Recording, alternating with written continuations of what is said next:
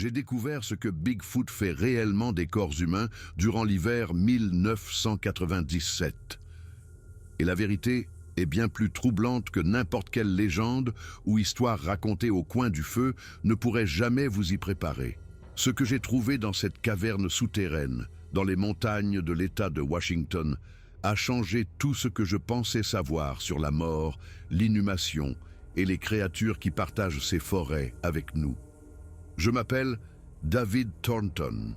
Je suis anthropologue judiciaire et voici l'histoire qu'on m'a dit de ne jamais partager. Mais après 27 ans de silence, la vérité doit éclater au grand jour.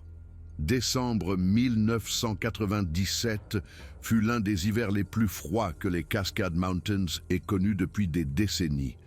La neige tombait presque quotidiennement, recouvrant les forêts du centre de Washington de couches de blanc qui donnaient aux pins anciens des allures de cartes de Noël. Mais sous cette beauté pittoresque, quelque chose de sombre se produisait. J'avais 34 ans à l'époque et je travaillais comme anthropologue judiciaire pour l'État de Washington. Mon travail consistait à analyser des restes de squelettes, à aider à identifier des corps, à déterminer les causes de la mort. Le genre de travail que la plupart des gens trouvent morbide, mais que je trouvais fascinant. L'appel est arrivé le 18 décembre 1997. J'étais dans mon bureau à l'université de Seattle lorsque l'inspectrice Patricia Brennan de la gendarmerie du comté de Stevens m'a téléphoné. « Dr Thornton, nous avons besoin de votre expertise sur quelque chose d'inhabituel, dit-elle, la voix tendue par le stress. 4 randonneurs ont disparu au cours des 6 dernières semaines dans la Colville National Forest, tous des habitués de la nature, très expérimentés. Tous disparus sans laisser de traces. » Je suis navré d'entendre ça, inspectrice, mais j'analyse des dépouilles. Avez-vous trouvé des corps? Non, c'est bien ça le problème. Nous avons trouvé leur campement, leur équipement, même leur véhicule, mais aucun corps. Pas de sang, aucun signe de lutte. C'est comme s'ils s'étaient tout simplement volatilisés. Elle marqua une pause. Mais nous avons trouvé autre chose. Des empreintes. Des empreintes inhabituelles près de chaque site de disparition.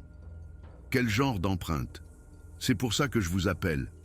Elles sont humanoïdes, mais anormales, trop grandes. L'enjambée est trop longue, et on les trouve toujours près des endroits où les gens ont disparu. Nous avons besoin de quelqu'un avec votre formation pour examiner ça d'un œil scientifique. J'aurais dû refuser. J'avais une pile de dossiers en cours, des copies de fin de semestre à corriger, et Noël était dans 1 semaine. Mais quelque chose dans la voix de l'inspectrice Brennan, un mélange de frustration et de peur sincère, m'a fait accepter.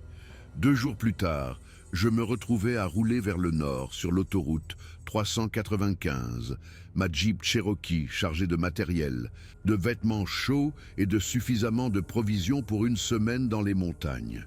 Je suis arrivé à Colville, une petite ville forestière d'environ 5000 habitants, juste au moment où le soleil se couchait derrière les montagnes. L'inspectrice Brennan m'a rejoint sur le parking. Elle avait la quarantaine bien entamée, des cheveux blonds courts et le visage buriné de quelqu'un qui a passé des années à travailler en extérieur. « Dr Thornton, merci d'être venu dans un délai si court. Appelez-moi David. Vous avez mentionné des empreintes inhabituelles. Entrez. Je vais vous montrer ce que nous avons. » Les murs de la salle de réunion étaient couverts de cartes, de photographies et de chronologies. 4 visages me fixaient depuis des avis de recherche. Gregory Chen, 29 ans, disparu le 9 novembre. Michael Kowalski, 35 ans, disparu le 23 novembre. Rachel Foster, 31 ans, disparu le 5 décembre. James Anderson, 42 ans, disparu le 12 décembre. Tous des randonneurs expérimentés, expliqua Brennan. Chen était guide en milieu sauvage. Kowalski était un ancien militaire, formé à la survie. Foster avait fait de l'alpinisme dans l'Himalaya. Anderson était garde forestier, avec 15 ans d'expérience. Ce n'étaient pas des touristes amateurs qui se sont perdus.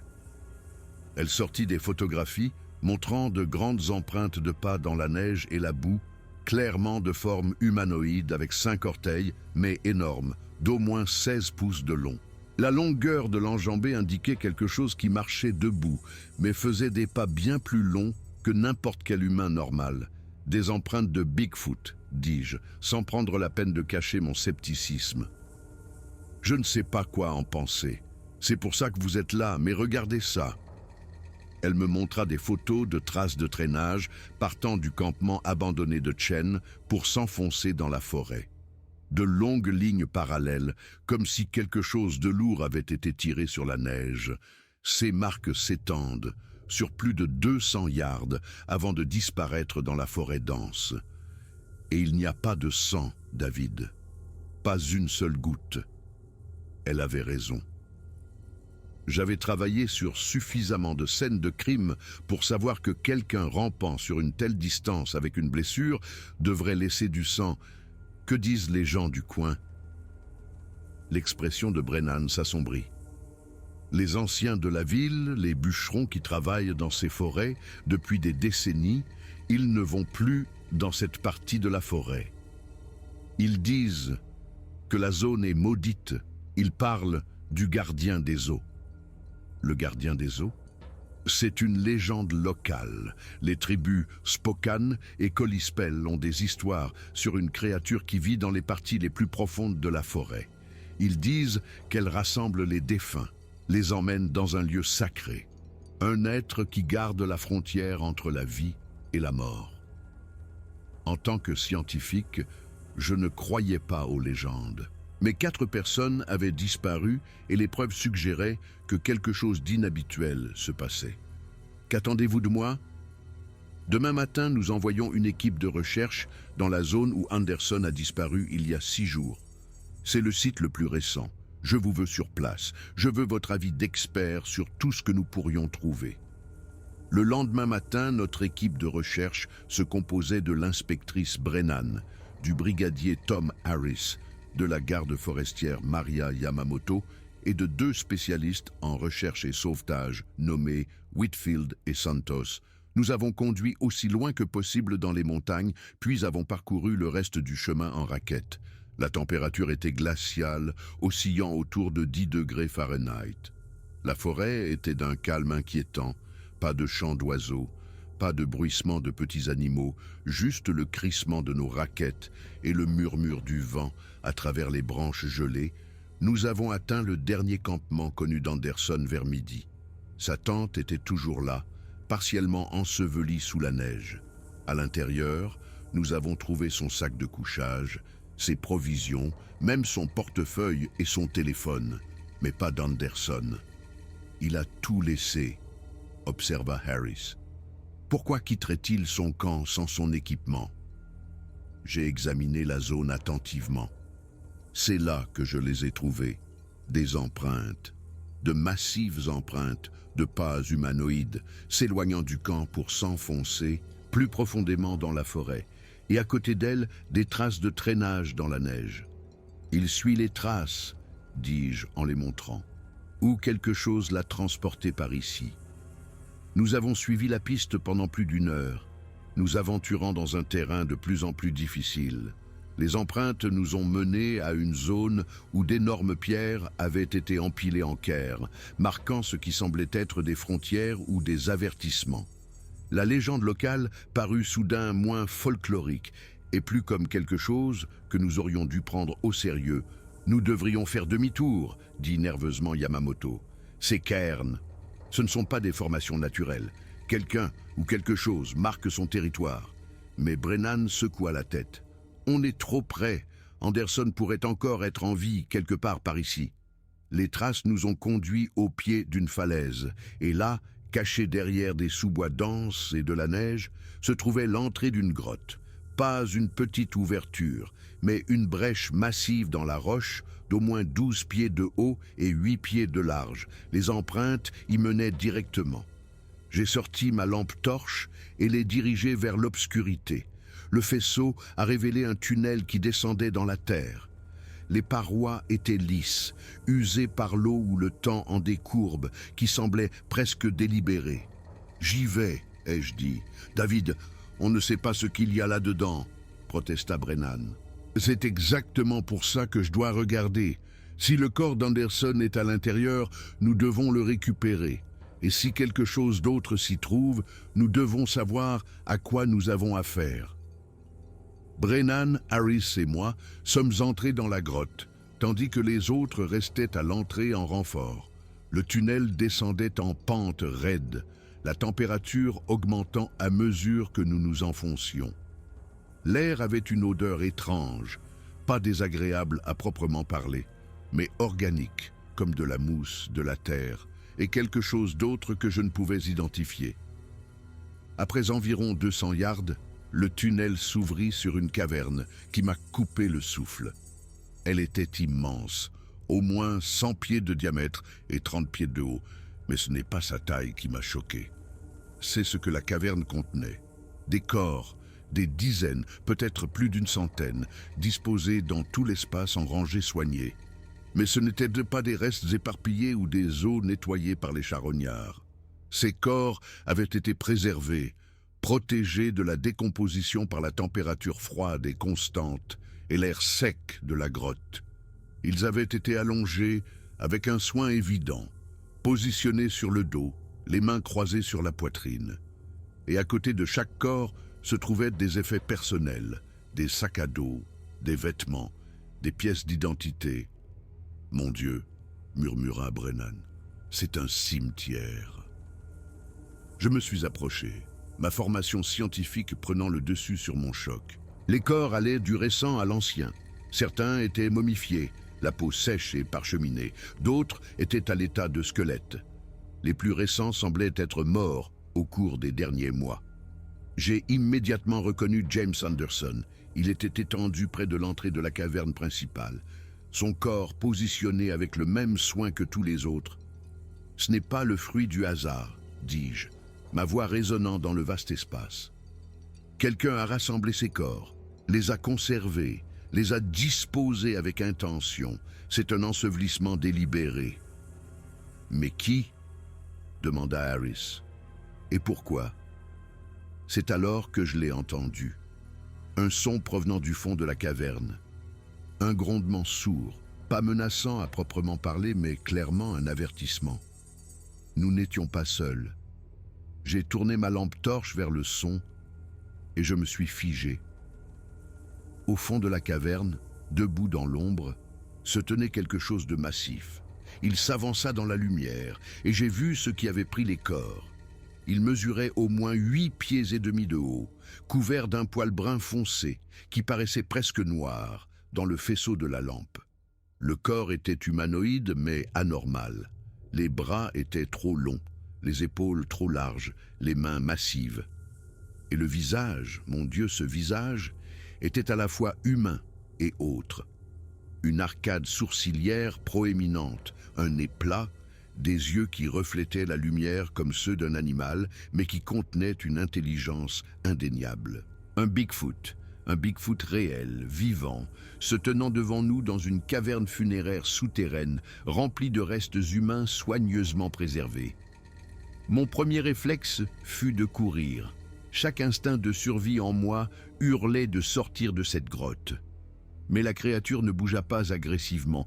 Elle se tenait simplement là, nous observant, attendant de voir ce que nous allions faire. Je me suis forcé à rester calme, à penser en scientifique plutôt qu'en proie. « Ne bougez pas », dis-je doucement à Brennan et Harris. « Ne le menacez pas. » La créature émit un autre son, plus doux cette fois. Puis elle fit quelque chose qui changea tout.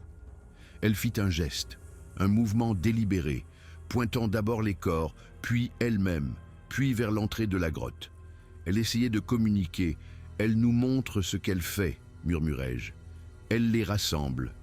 Elle amène les corps ici. » Le Bigfoot se déplaça lentement, délibérément, marchant jusqu'à l'un des corps les plus récents. Il s'agenouilla à côté de la dépouille et ajusta doucement la veste de la personne, un geste de soin indéniablement respectueux. Puis il nous regarda et j'ai compris. Il ne leur fait aucun mal, dis-je. Quand les gens meurent là-dehors dans la nature, d'hypothermie, d'accident ou en se perdant, cette créature les trouve et elle les amène ici. Elle enterre nos morts pour nous. Le Bigfoot sembla comprendre que nous avions saisi son intention. Il émit un son qui aurait pu être de la satisfaction ou du soulagement. Puis il se dirigea vers une étagère de pierre taillée dans la paroi de la grotte et ramassa quelque chose. Il nous l'apporta avec précaution, le tendant vers nous. Un permis de conduire. Le permis de conduire de Gregory Chen. La créature nous offrait une pièce d'identité, une preuve de qui étaient ces gens pour que leur famille puisse savoir ce qui leur était arrivé. Au cours de l'heure qui a suivi, nous avons documenté ce que nous avions trouvé. Le Bigfoot, semblant comprendre que nous ne voulions aucun mal à son lieu sacré, nous a aidés. Il nous a apporté des pièces d'identité de plusieurs corps, toujours les plus anciens, toujours des personnes dont les familles cherchaient depuis des décennies, 9 personnes au total. 9 affaires non élucidées qui pouvaient enfin être closes. Lorsque nous sommes sortis de la grotte, emportant le corps d'Anderson et les documents d'identité, le Bigfoot nous a suivis jusqu'à l'entrée. Il se tenait en silhouette contre la neige blanche, nous observant, s'assurant que nous comprenions la confiance qu'il avait placée en nous. Je me suis retourné et j'ai levé la main dans un geste de respect et de remerciement. La créature a levé sa propre main massive en réponse, puis s'est fondue dans l'ombre de la grotte. La randonnée du retour fut silencieuse. Nous étions tous en train d'assimiler ce dont nous avions été témoins, de comprendre le poids du secret que nous portions désormais. De retour au poste de gendarmerie, les 6 d'entre nous qui avions été dans cette caverne, nous sommes réunis dans la salle de réunion. « Qu'est-ce qu'on va raconter ?» demanda quelqu'un. « Nous avons trouvé Anderson, décédé d'hypothermie, » dit finalement Brennan. « C'est la vérité. » Nous avons également trouvé des preuves qui nous ont permis de résoudre 9 autres affaires de disparition. Nous pouvons dire que nous avons découvert leurs dépouilles dans une zone reculée de la forêt, ce qui est également vrai. Mais l'emplacement exact est un lieu de sépulture sacré qui doit être protégé. « Et la créature ?» demanda doucement Yamamoto. « Quelle créature ?» répondis-je. « J'ai vu des empreintes dans la neige. De grandes empreintes, probablement d'un ours. C'est ce que je mettrai dans mon rapport officiel. » Harris prit la parole. « Mon grand-père disait que certains secrets sont gardés non pas parce qu'ils sont honteux, mais parce qu'ils sont sacrés. J'ai l'impression que c'est l'un de ces secrets. » Nous étions tous d'accord. La version officielle serait que nous avions trouvé Anderson et des preuves menant à d'autres dépouilles. La vérité sur la caverne funéraire et son gardien resterait entre nous. La semaine suivante, j'ai travaillé à l'identification des dépouilles à partir des documents que le Bigfoot nous avait fournis. Chacune était une affaire non élucidée. Des familles qui attendaient des réponses depuis des années. Je les ai contactées personnellement, leur ai dit que nous avions retrouvé leurs proches, qu'ils étaient morts de causes naturelles dans la nature. La gratitude dans leur voix était bouleversante. J'ai également travaillé avec le service des forêts pour placer des avertissements de danger officiels dans les zones marquées par les cairns de pierre du Bigfoot. Nous avons documenté des terrains instables, des zones sujettes à des changements météorologiques soudains, des endroits où les gens pouvaient facilement se désorienter. Les avertissements ont été placés bien en évidence. Les disparitions dans cette zone de la Colville National Forest ont cessé. Je suis retourné à mon poste à l'université de Seattle, mais j'ai été transformé par ce que j'avais vécu. J'avais vu quelque chose qui remettait en question tout ce que je pensais savoir sur le monde, sur la mort et sur les créatures avec lesquelles nous partageons cette planète. Parfois, tard dans la nuit, je pense à cette caverne au plus profond des montagnes. Je pense au Bigfoot montant la garde sur ces restes soigneusement conservés, accomplissant des rituels funéraires transmis de génération en génération. Je pense à l'intelligence et à la compassion qu'il a fallu pour prendre soin des défunts d'une autre espèce, pour les honorer dans la mort, alors même que leur propre espèce pourrait ne jamais le savoir. J'ai gardé cette confiance pendant 27 ans. Je n'ai révélé à personne l'emplacement exact de cette grotte. Mais maintenant, à l'approche de la retraite, je sens qu'il est important que l'histoire soit racontée. Pas l'emplacement, jamais l'emplacement, mais la vérité sur ce que Bigfoot fait des corps humains. Non pas parce que la créature est une menace ou un monstre, mais parce qu'elle est tout le contraire.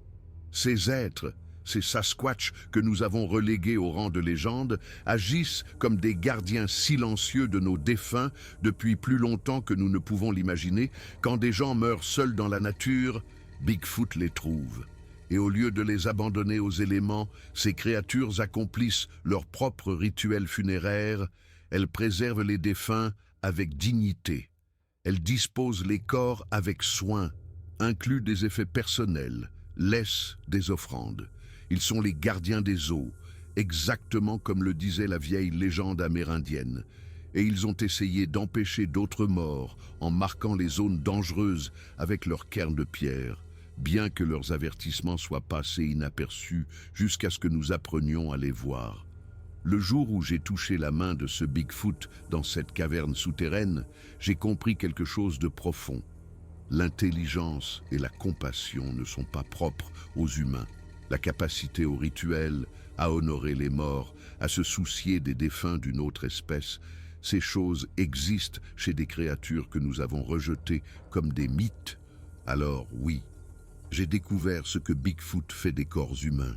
Et la vérité est à la fois terrifiante dans ses implications sur ce que nous ignorons et magnifique dans ce qu'elle révèle sur la capacité de respect et de dignité qui existe au-delà de notre espèce. Les Bigfoot des Cascade Mountains sont toujours là-bas, entretenant toujours leur lieu de sépulture sacrée, veillant toujours sur ceux qui meurent dans les forêts. Et quelque part dans ces montagnes, un vieux Bigfoot continue son devoir ancestral, sachant qu'au moins quelques humains comprennent et respectent ce qu'il fait depuis toujours. C'est la vérité que je porte depuis 27 ans. C'est le secret qu'on m'a dit de ne jamais partager. Mais je crois que le monde est prêt à savoir non pas où, mais quoi, à comprendre que parfois les créatures que nous craignons nous protègent en réalité de manière que nous n'aurions jamais imaginée. Et que, parfois, la chose la plus humaine que nous puissions faire est d'honorer les traditions sacrées de ceux qui ne sont pas humains du tout.